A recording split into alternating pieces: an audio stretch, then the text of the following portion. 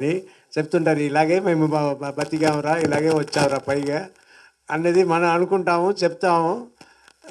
వాళ్ళు వచ్చి ఇప్పుడు మా అమ్మాయి ఊరు వెళ్ళినప్పుడు, డాడీ రసగుల్లా నేను లేనని ఆర్డర్ చేసి తిన్నారనుకోండి, అంతే నేను ఫుల్ వాచ్లో ఉంటాను అన్నట్టు చెప్పి వెళ్ళింది మా అమ్మాయి. పిల్లలు మంచిది చెప్తారు.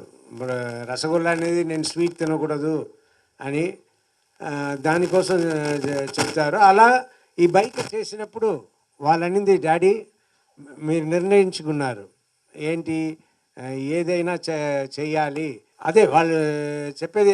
ఈ బైకర్ విషయంలో వచ్చినప్పుడు వాళ్ళు ఏమన్నారంటే, డాడీ మీరు అనుకున్నారు కదా, సో మీరు చెయ్యండి, పొజిషన్ కాదు, మీరు అనుకున్న మీరు చెప్పినట్టు సక్సెస్సే, సబ్జెక్ట్ ఈస్ ద హీరో అని నన్ను నాకు చెప్పి నాకు ధైర్యం ఇచ్చి, ఇలా తాత అని పిలిచారు ఇవాళ షూటింగ్లో అని ఇంట్లో వచ్చి చెప్పాను.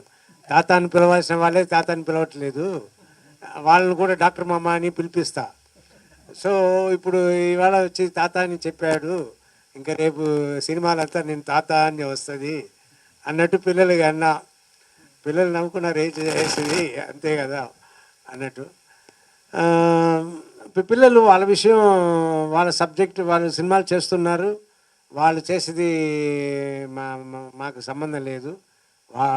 వాళ్ళుగా సబ్జెక్ట్ వింటారు, వాళ్ళుగా ఓకే చేస్తారు, వాళ్ళుగా చేస్తున్నారు అండ్ మంచి పేరు సంపాదిస్తున్నారు. సో నాకు మంచి అడ్వైస్, సపోర్ట్ అన్నీ నా పిల్లలే ఇస్తున్నారు. రాజశేఖర్ గారు, ఇప్పుడు మీరు you have come back with biker. పిల్లలు కూడా బిజీగా ఉన్నారు. జీవిత గారు she an actor and director. ఆవిడ కమ్బ్యాక్ గురించి మీ అభిప్రాయం ఏంటి? ఆమె కమ్బ్యాక్ ఉంటుందా? యాజ్ అన్ యాక్ట్రెస్ గా చాలా మంచి వాక్యూమ్ ఉంది ఈ రోజున. ఒక మదర్ క్యారెక్టర్స్ కానీ కొంచెం డిఫరెంట్ అలా చేయడానికి చాలా మంది అడుగుతున్నారు.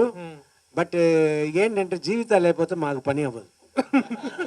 జీవితం లేకపోతే జీవితం లేదు. అవును, జీవితం. మా ముగ్గురిని చూసుకోవడం ఆవిడే. ఆవిడ లేకుండా ఎక్కడైనా వెళ్ళిపోతే అంత సఫరర్స్ మేమంతా. సో అందువల్ల మేము పంపించడం లేదు. పాలిటిక్స్ కూడా అదే. పాలిటిక్స్ వెళ్తే మేమంతా అవును చాలా పెద్ద ఇది అయిపోతుంది అని మా పిల్లలు మేము కలిసి తీసుకున్న నిర్ణయం. మీ స్వార్థం కోసం ఒక నటీమణిని, ఒక ఆర్టిస్ట్ ని తొక్కేస్తున్నారు మీరు.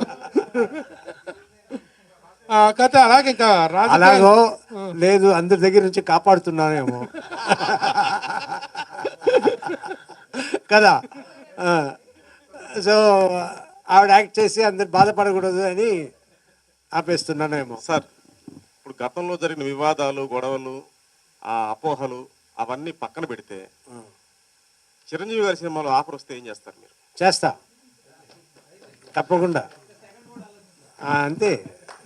అలాగే మీ పిల్లలు వరుసగా బిజీగా చేస్తున్నారు, వాళ్ళ సినిమాలో విలన్గా అవకాశం వస్తే చేస్తా. మంచి క్యారెక్టర్ వస్తే చేస్తాను. మరి